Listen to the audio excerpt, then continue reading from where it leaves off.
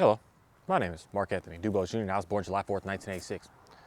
Today I want to talk about something that has been deep on my mind for quite a little while now. Something that I've been constantly just sitting here trying to continually figure out if I can find the answer, figure out the solution, and be able to come up with the resolution to be able to say this is what it is.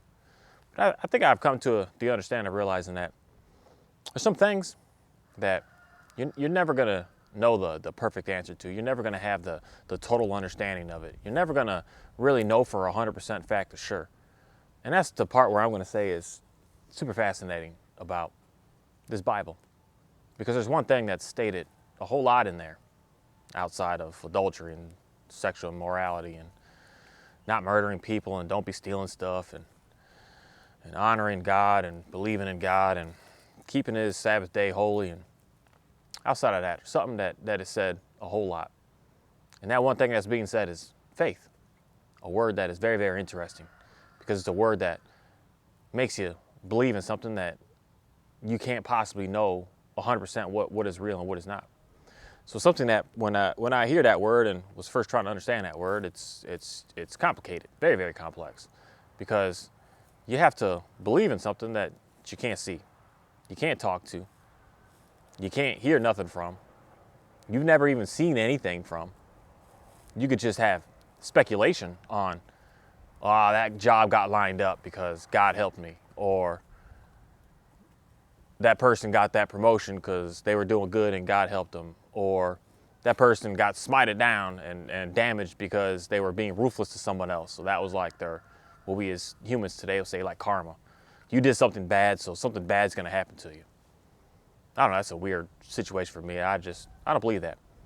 I don't believe that because of what I have a good understanding of reading this Bible, of knowing that that's not the way it works. Things are going to come to you regardless. The pressure of the world is pushing on everybody equally. And in reality, it's an actual literal pressure that you can't just float off and float away. But something is literally pushing you down, forcing you to stay down. The more that you try to go up, the faster it is and the harder it is for you to fall right back down. It's an interesting thing when you really think about that. Because you can't just have a day of just saying, I don't want the pressure. I want the pressure to go away. And on that day, you're gonna wish again that you had that pressure, because if you release that pressure, you're gonna just go off and float off into abyss that who knows what's way up there. That the further and further up that you keep going, more danger you're gonna be in reality, as opposed to the pressure that's forcing us to stay down here and to be here is what's keeping us safe. And the more and more we try to fight against that pressure, the more and more we're fighting against our death. And that's a whole concept of what I just wrap all this with faith. Realizing that you just have to have faith, knowing that the pressure that's put on you is to help you. It's not hurting you. It's not trying to destroy you. It seems like it is because things seem tough. Things seem very, very challenging. Things are very, very unknown. But there's rules and laws in place that are just of the world, that are natural, that don't come out of a book, that just come out of what you see on a day-to-day when you go outside and you go for a walk. You go outside and you think, I'm big, I'm bad, I'm tough, I could do whatever, and you're gonna realize really fast that the world it's gonna hit you. It's gonna hit you real hard. I mean, just devastatingly hard. That you're gonna say, I can do whatever I want, but you're gonna go out there and realize you need the right gear to do certain things. You need the right training to do some stuff. You need the right expertise to be able to conquer some things that you can't just go out there and just do. The world it's gonna hit you hard. And for all the people that were trying to climb all of these mountains, you could just say Mount Everest, people still to today pass away on that mountain because they think that they're good to go. They think they can do it. They think they've trained enough. Then they go up there and they just freeze, and they don't survive. They don't make it. It's a very interesting thing that there's just stuff that goes on out here that is real. It's just real. It's more powerful than you. It's unexpected. It comes out of the middle of just absolute nowhere, and you don't know why it even happened and where it started, but it overcame you. It's an interesting thing. Because then you would say, like, I just want to get out of here. And that's why I'd say, get that pressure off, then you're going to float away into, I'm telling you, way worse, way worse. Way worse than you can ever even possibly dream or think about or ever even consider. Way worse. That you want the pressure on you. You want the problems. So that it can put you more into faith. And the faith of understanding more of something that is greater than you, that has created this. something greater than you made everything out here. Something greater than you is in control of all of this.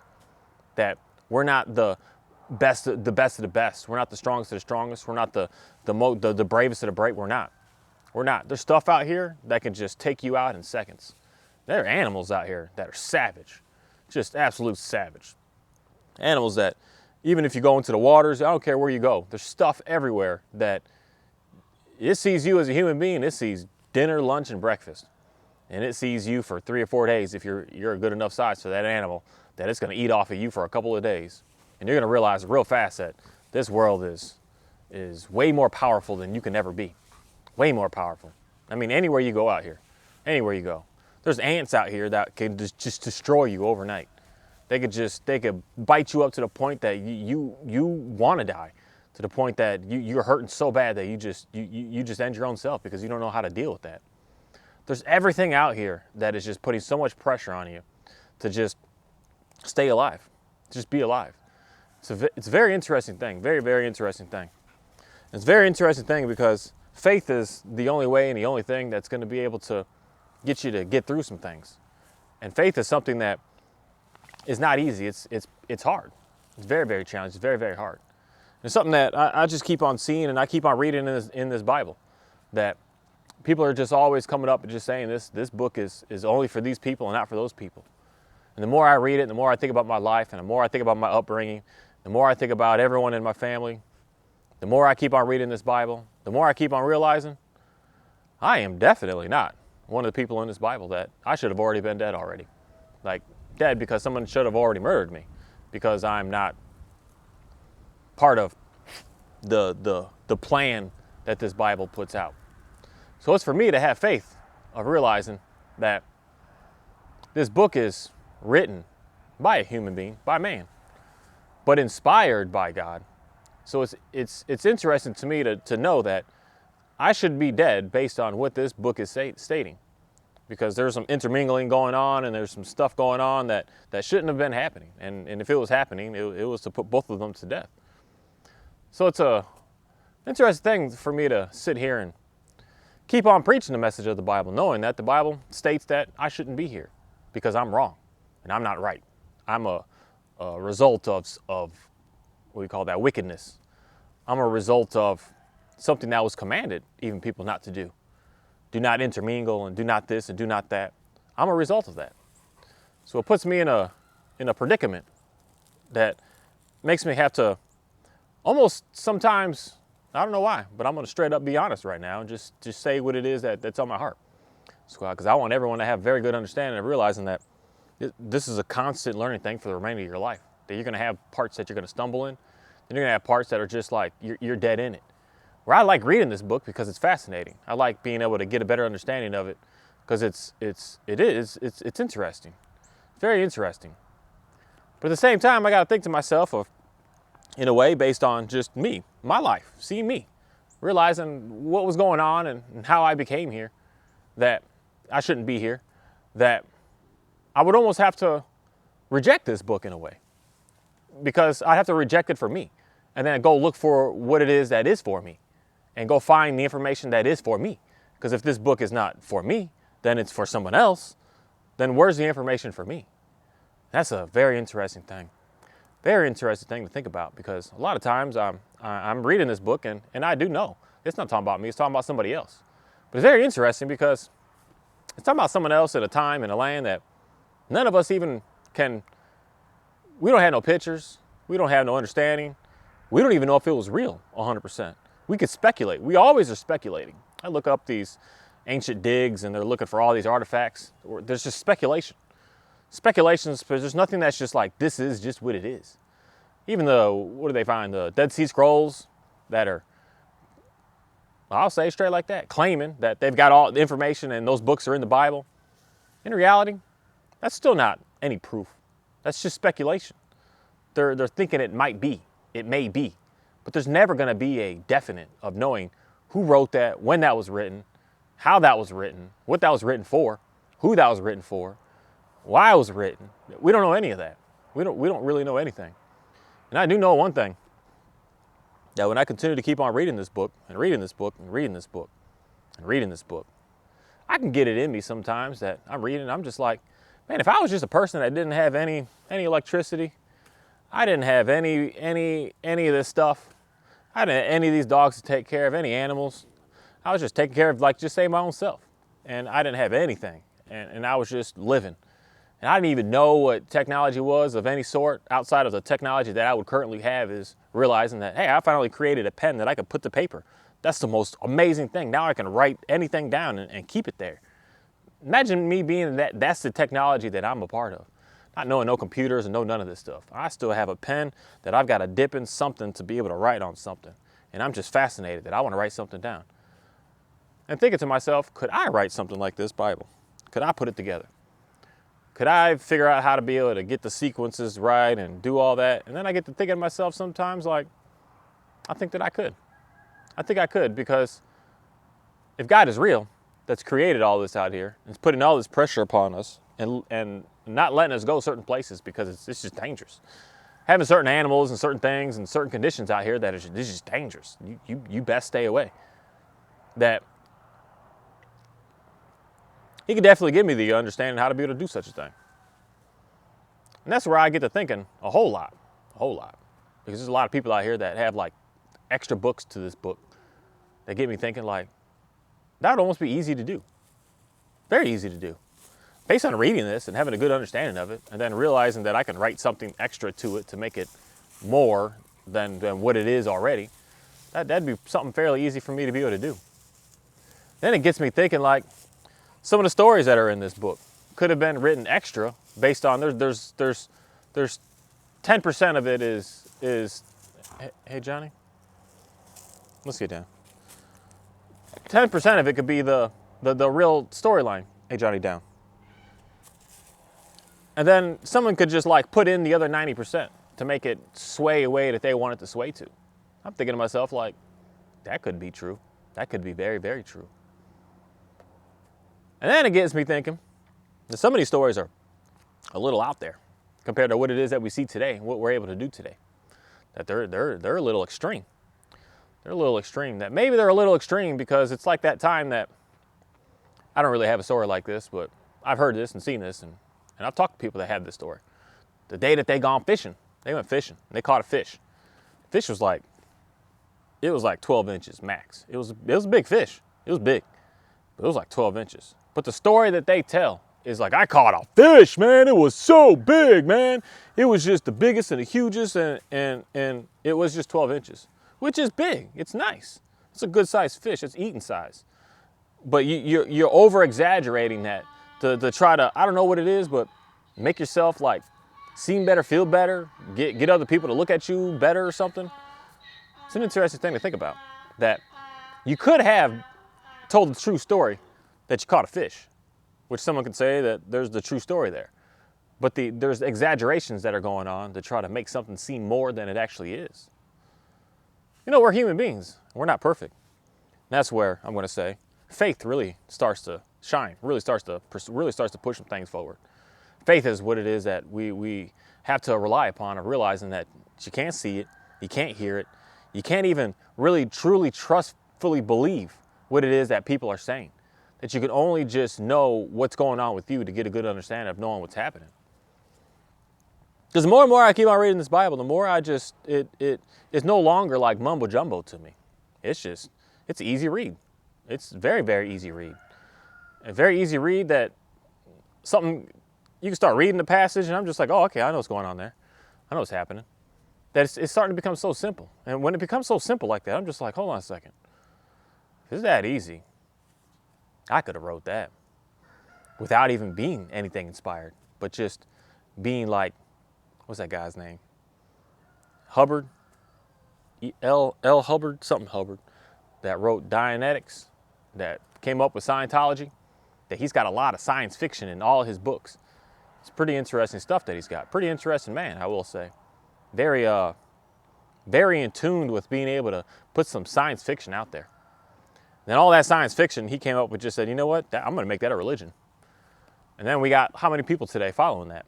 It's pretty fantastic. It's pretty interesting. Very, very interesting that a human being actually did that. And this is a religion that's like, It's defeating all the others in the terms of how to be able to collect income, to be able to keep on growing.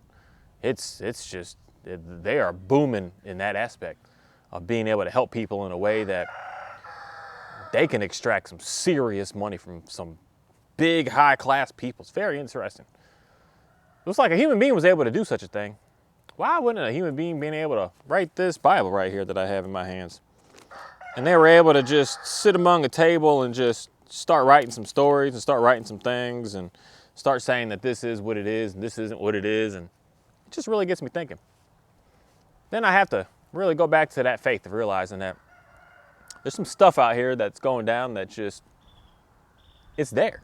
And I can't act like it's not there. I can't act like that rooster isn't just standing up right there, just screaming at me. That I don't know what it is. I'm not here all the time. And he never does that until I get on video right here that he wants to just stand right there and just scream at me. There's just, I can't ignore the fact that that sun is moving. It moves. Like it's doing what it's doing. And it's like clockwork every day. It just does what it does. So something is controlling that in some sort of way. I can't ignore the fact that I can feel something hitting me right now. And thankfully today, it's pretty cool. It's like, not cool, it is cool, but it's like chillier than what the actual temperature is. So it's a nice cool breeze. That I can see it based on all these trees and all these leaves and doing all this stuff out here. I could see it. I could see it moving like crazy. And recently I've been watching some videos of seeing it move buildings and move cars. Like just take them away and just dump them off a couple 100 miles later. It's just maddening. It's crazy. Like I can see all that. So this all got to be real. It's all got to be real. Something must have like created that, did that. It couldn't have just shown up. It's weird to think of a concept that it would just show up. So I have to have a good understanding of realizing that something has made this. Because the more and more I keep putting myself in it, the more and more I'm realizing that this is definitely made. It didn't just come, because everything works together. Like the way that chicken is up there just yelling. He's yelling because he's saying, hey, dude. I can't get this thought out of my brain. It's just so funny to me. Hey, dude, I'm starting to get too big and too old, and I don't like walking around anymore. It's time for me to be eaten. So I'm like, all right, I can eat you, man. You my dinner. He's set up just purposely for that. And that specific chicken actually is that. He's created to be for meat. Something created that. Something put that on this land for us to be able to just have an easy source to be able to eat from without having to struggle so much. And then we as humans just upgraded it to make it even easier and easier and easier. I don't know, it's such a very interesting thing that there's some stuff out here, like a cow. They're so slow. They can run, but they get tired fast. And they're so slow in a way that they're just so chill. That they were like created to be food. That's just walking around out there, being able to eat the land down so that the next animals can keep on doing what it needs to do. And then the goats and the sheep come in and eat up the brush so that fires don't come and take over, so they can keep things clean. It's like everything has its purpose and it has its reason and is of ease of access to. Hold on one second. I had to deal with that back there. He's just going crazy. He's telling me it's dinner time. There's just something that when I look at everything out here, it just gets me thinking about the whole concept of it was made. It didn't just show up, because of how everything just works together. It all works so smoothly together. But I just really got it in me of realizing that, like I said, this Bible isn't talking about me. It's talking about me in the sense of that I shouldn't be here. But it's not talking about me, that say Jesus is here for me, that God is here for me, that God pushed me to be a specific person to like be in the way, I guess I would say. Like, you know, you got your movie going on, you got your main characters, and you got your background people. Like I'm a background people that's out there. I'm a background people that I may come into scene, but I might not. And if I come into scene, it's to be slaughtered, be killed, be murdered, be ransacked, be raped, be all of that. That's why I would come into scene. That's why my mother would come into scene, and the majority of my family would come into scene is because of that. Because that's just that's what we're here for.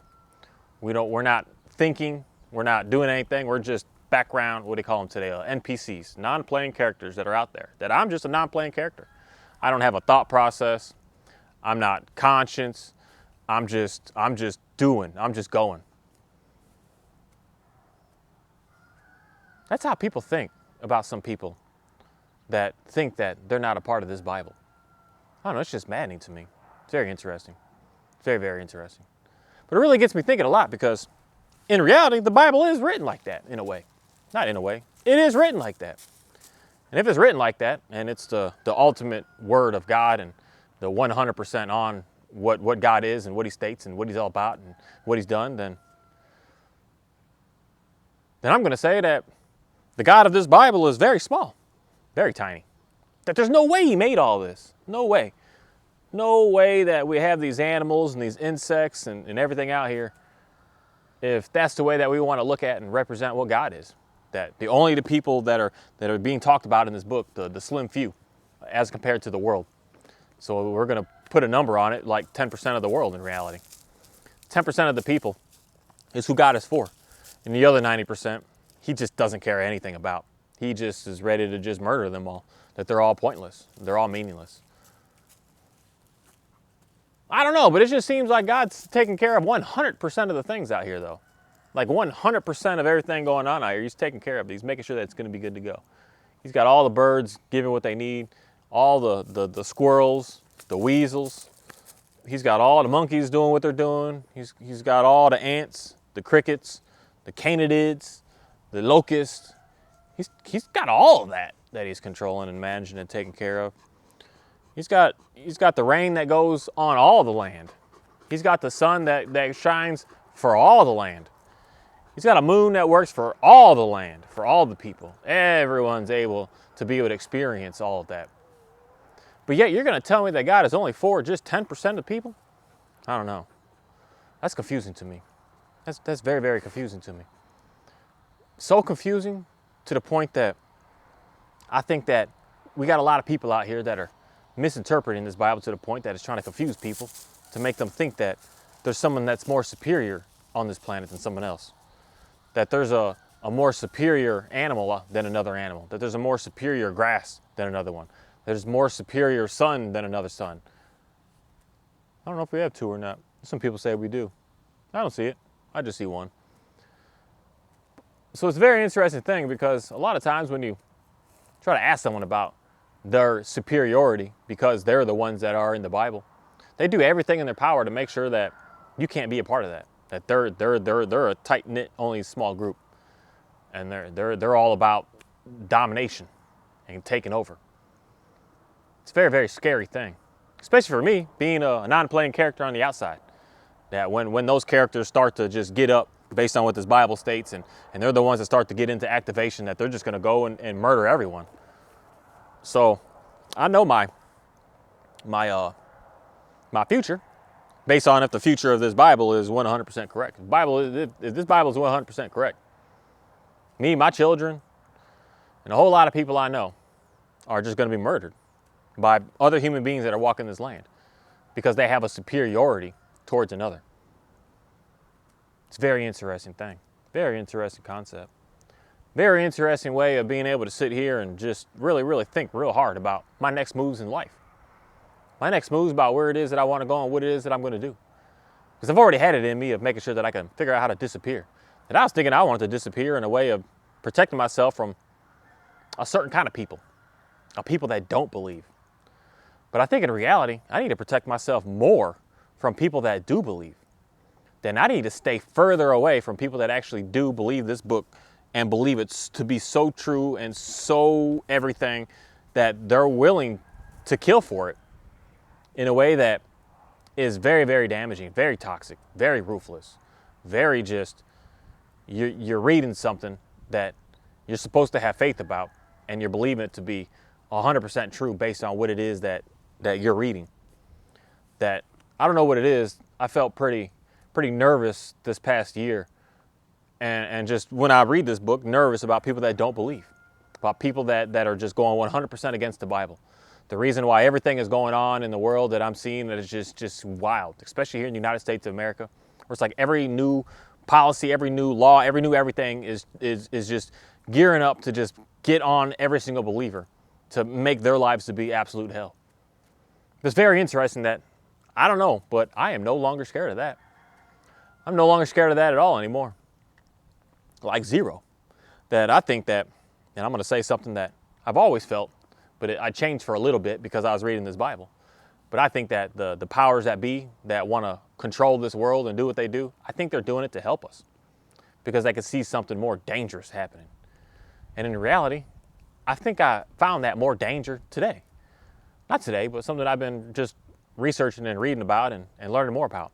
That I found a new danger that is more dangerous than anything else on this planet can be dangerous. And that are people that believe this book so much that they think that they are superior than every other person because they are the only ones that are able to represent this book. That they're the ones that are going to one day get a so-called calling from God. I don't want to say so-called because they're in it so much that they're going to get a calling from God to say, our years of slavery are up. Now we can go and conquer and take over. Man, that sounds so dangerous to me because there's some people talking about the 400 years of slavery, but you know, that's already been passed and finished. That's the whole reason for Moses. Because Abraham was told that his people are going to be enslaved for 400 years, and the people were enslaved for 430, I think it's 430, or is it 35? I don't know, it's 430 something years. They were already enslaved. But people are thinking that it's like a enslavement of today, of like black people because of slavery. I guess I could say again, it's not like this is new, anything's new. And that this is the time now that God's going to move and get them out and start destroying all the non-playing characters, all the extra people, all the background people, because they're the ones that hurt them and harmed them. That they can get like a download into their brains because they're so fixated on an excessive amount of hate that now they're moving towards moving into action. The reason we've been getting together, the reason we've been collecting all these guns, the reason we've been training so much on a tactical level to figure out how to be able to just demolish all these people, because God told us that it's time now. Now we're going to go out there and start conquering. Now we're going to go out there and start killing all the people that oppressed. That sounds dangerous to me. That sounds very, very dangerous to me. And, you know, if they get a glance at me, they're just going to pass me up. It's like, you're one of us. And I'm going to look at them and say, I'm not. And I'm going to get shot in the face right then and there. And then everyone else, my children and my mom, all my family. You're just going to murder them because they're the ones that oppress you. Because of how they look and their color, that they're the ones that are against you. And you're gonna pull arms up and get out there and start fighting. Because, you know, God moves you to do such a thing. I am no longer scared of people that do not believe the Bible anymore. As this moment right now, I'm not scared of them. I am more scared of people that do believe so much that they are in a delusion that you think you're superior. And when you're in a delusion of superiority, you can start to do dangerous things. You're gonna start doing some very, very dangerous things because you start to have it in you that God told me to this.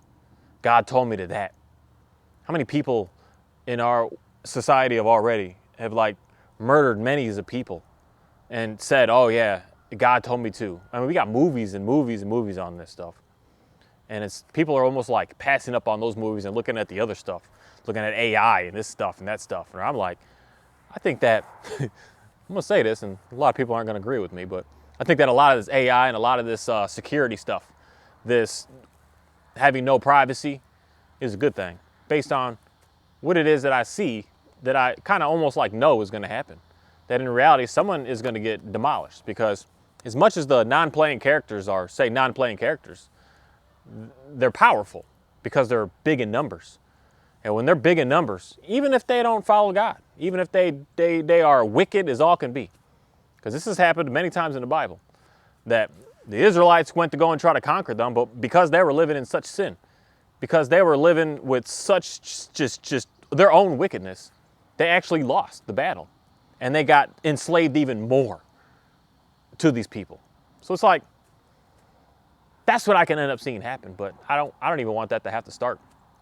I want to be able to figure out how to be able to get more and more people away from that mindset, because that mindset of already up front having a level of hate in you because of what a color is, it attracts so many people. and it attracts the wrong people. It attracts people that are just that are so broken themselves that they're looking for, because the best way I can say it is how it works with gangs. That you're taking kids and adults sometimes that are so broken that they see you and they see strength, because, oh, you got all these guns and you got all this, and you scare people when you move around, and people move to the other side of the street when you're around. They feel a sense of empowerment from that. That you get this empowerment thinking that you're going to be the one that's going to be able to, like, I don't know, you're big and bad and tough because you're with these people that appear to be big and bad and tough. But the real big and bad and tough people out here, I'm telling you, they don't show it. They don't flaunt it. They don't do any of that. But then you end up getting destroyed by these people because you underestimated what you were actually going up against. And it's something that is just mind-blowing to me, that just goes on, that a lot of these places are collecting young men, not even women, just young men, to just keep collecting them more and more and more, to try to gain your arms up, to be so big, to the point that y'all wonder why the government or something comes in and shuts these places down. Because when you start to get a gang building that is under the belief that God has your back and is going to destroy people and give you the okay to do such a thing, that's got to get shut down. You can't just keep going. Then you're going to sit there and say, oh no, see, these people they hate black people, and that's why they're doing this. And I got to say, like, no, they hate. And they got to shut the hate down. They got to make the hate disappear. They got to get the hate out of the world. And they're trying everything they can to get the hate out of the world. They're going to continuously, all day, all night, do everything in their power to get the hate gone.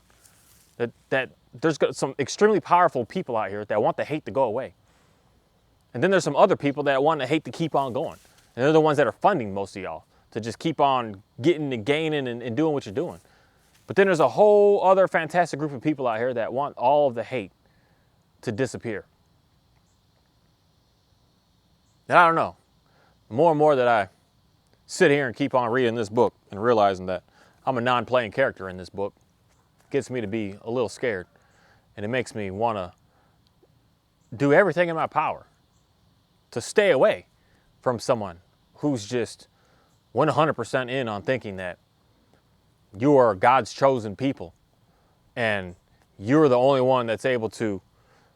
You see that too, Oreo? That thing is huge. What the heck is that? That you are the only one that's able to have God be able to hear you, understand you. That you're the only one that God is here to be able to do anything for. There's going to be some crazy stuff that's about to go down when you have a thought process like that. When you feel as if you are superior because of what it is that you look like, as compared to what it is that you are like, what your character is. Yeah, Oreo, it's a wasp pulling a big, huge spider. He got dinner for weeks off of that. I don't know, it's such an interesting thing that I've been thinking about this past few days that has really, really gotten deep in me, to just want to say a message to someone, to just say that if you're in a organization that there's just an extreme amount of hate, that someone is standing up saying, I hate white people, and think that that's okay to say, that that's okay to do, that anywhere in their Bible even, that they say that that's all right, that that's acceptable. I think that you need to do your best to figure out how to be able to get away from that and get closer to something else that is real, and start to have more faith of realizing that we're not out here to destroy each other. There was a time and a day for that. And based on the Bible, it straight states that there was a time and a day for that. There's a time and a day that people were taking over people. But then things started to just cool off. And then there was that peace. And then we're here now, still living in that peace. And if you're not living in that peace, it's because you're not living by the commands of God. Because you're not living by the laws of God. That's why you don't have that peace. But we're living in that peace right now. We're able to freely do what we do. We're able to be able to want to get close to God, or we don't. And that's a way of making sure that we're not out destroying another person because I believe in God. That's so damaging. And with that, I just want to say thank you for a very interesting day for me today to really just read more and more of reading all through the New Testament again today, and just double verifying some things and double backtracking and looking up some stuff and trying to figure out some things and try to understand someone else's mindset on why they think a certain thing and they believe a certain thing. That today, like I said, I'm no longer afraid of a non-believer. I'm more of afraid of someone that believes so much that they're willing to kill for it. That's very, very dangerous. Very dangerous. And for me, I'm realizing that, and I have to make sure that for me, myself, I have to separate myself from anybody ever even thinking that I am that. That I believe that there's a God that created this land, that created me, that created everything out here, that created and is maintaining, running, managing, and taking care of all of it, all at the same time. And I believe that God is working for every single person, every single human being, every single insect, every bird, every mammal, everything. That he's here for all of it, everything, absolutely everything. That he's got things set up to be able to make sure that we can have some ease of access of doing what we do. That there's certain things that are just for us, and there's certain things that are not. Certain things that we should focus our time on, and certain things that we should never even pay attention to at all anymore. That there's so much that goes on this planet that is just miracle work. That I understand why the foods that I am able to eat, I'm able to eat. The foods I should stay away from, just stay the heck away from it. I understand that. I understand the vegetation out here and how it works and why it works. And the insects and what they do and how they do and what their purpose is and why we need them and why they're around. That just lets me know that there's a God that's working all of this. It's not just working for just some of it. It's working for all of it. That it wouldn't build and create and do all this just for 2 people on it. No, he's going to do it for everything on it because he cares about everything. He doesn't only just care about a little bit. And the little bit that, say, he doesn't care about, that he had to push away, is because they're just being so disobedient, so just against everything that he said to them. Even he came to them face to face and said, hey man, don't do that anymore, and they're still just doing it. That he's just like, okay, I can't do nothing with that person. I can't do nothing with them. Because every time I come to them and do something, they just crap on me more and more and more. They just push me down more and more and more. So God's like, you know what? Get out of here. Get out of here. Now you go stay over there. Yeah, there's people like that out here. There's definitely people like that. There's definitely people that are going to figure out in the end who God, what God, and if it is real or if it isn't real, they're going to figure that out. But as far as them living their life now, I know they're hurting, they're struggling, they're damaged. That's what I'll say this Bible is for you in that situation, because it teaches you how to be able to get through that. But when you want to try and force words to be a certain way, you can make it. You can make it. You can make this book sound and be what you want it to be. You can make it. And that's one thing that I've been able to realize this past couple of months, is you can make this book say a message that you want it to be, as opposed to what it is. And what it is something for all of us. It's not only for a certain amount of people. That there's some people out here that are crafty in their trickery with the way that they're able to confuse with the words. And Satan comes in all forms, people. He's not just some white man. He's not just a black man. He's not just a Mexican man. He's not just an Indian man. He's every man. He's everything. He's everywhere. And the more and more that you're paying attention to him, the more and more he's going to keep on deceiving you. The more and more that you keep getting your feel-goods right now, the more and more he's deceiving you. The more and more that he's making you feel like you're just the most powerful being and more powerful than everyone else. You're being deceived right now. You're being so deceived, because you are no better than anybody else. That you are underneath God. And God is what is better than you, that you'll never be able to be. That's it. The person standing next to you, you know better or worse. You're only worse than God. And God is only better than us. That's it. That's it. That's all that's out here. And if you're dealing with some people that are making you think that you are a supreme, superior being than something else, we're headed to disaster, to absolute disaster. Thank you. Oops, sorry, girl.